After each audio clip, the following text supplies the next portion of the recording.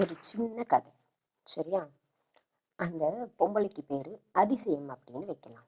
அவங்கள ஊரே சேர்ந்து கொலை பண்ணிட்டாங்க அப்படின்னு வைக்கலாம். ஊரே சேர்ந்து கொலை பண்ணிட்டாங்கன்னா ஆமாம். அப்போது அந்த பொம்பளை அந்த அந்த அந்த அதிசயம் வந்து ஊரை விட்டு போகவே இல்லை. அதிசயத்தோட ஆகும். அப்போ ஒரு பொண்ணு கிடச்சிதான். அந்த பொண்ணு மேலே அந்த அதிசயம் ஏறிக்கிட்டாங்க.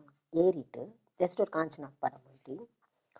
அப்போது திடீர்னு ஒரு நாள் அந்த அதிசயத்தோட சாவுக்கு காரணமானவன் வந்தாங்க. இவன் தான் என்னை கொலை பண்ணான், இவனை நீ வந்து கொன்னுடு அப்படின்ச்சான். அப்போ அந்த பொண்ணு சொல்லிடுச்சான், உங்களை கொலை பண்ணதுக்கே அவனுங்களுக்கு நரகம் காத்துட்டு இருக்குமா? சரியா? என் கையில கத்தி தூக்க விருப்பம் இல்லை. சரியா? என்ன பார்த்தாலும் உங்களை மாதிரி தான் தெரியுது. அதனால மறுபடியும் கத்தி எடுத்திருக்காங்க. அப்போ எனக்கு குத்த வருவாங்க. வரும்போது கடவுளே அவனுங்க மாட்டட்டும். ஆமாம், ஏற்கனவே உங்களை கொலை பண்ணிட்டு மாட்டலைம்மா, வீட்டில் உட்காந்து சோறு தின்னுட்டு எப்படின்னா அவங்க என்ன பண்ணானுங்கன்னா, வீட்டில் உட்காந்து வேற ஊரில் உட்காந்து சாப்பாடு சாப்பிட்டுட்டு அங்கேருந்து ஆள் அனுப்புனாங்களாம். அப்போ அந்த ஆள் வந்து குத்தி கொலை பண்ணிட்டாங்களாம். இந்த இந்த கொலைக்கு அவங்களுக்கும் சம்மந்தம் இல்லாத மாதிரி இருக்காங்களாம். இப்போ அதே வேலையை தாம்மா எனக்கும் பார்க்குறாங்க அப்படின்னு அந்த பொண்ணு சொல்லிச்சான்.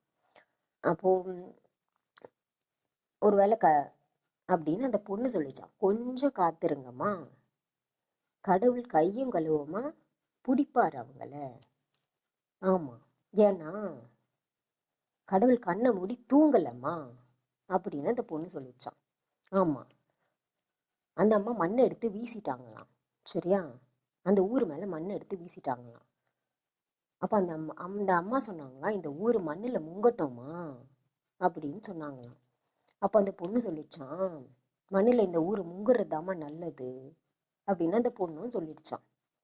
கொஞ்சம் இருந்தீங்கன்னா கடவுள் வெட்ட வெளிச்சமாக்கிட்டு ஊரை மண்ணு போட்டு முக்கிடுவாருமா அப்படின்னு கொஞ்சம் காத்துருங்கம்மா அப்படின்ச்சான்.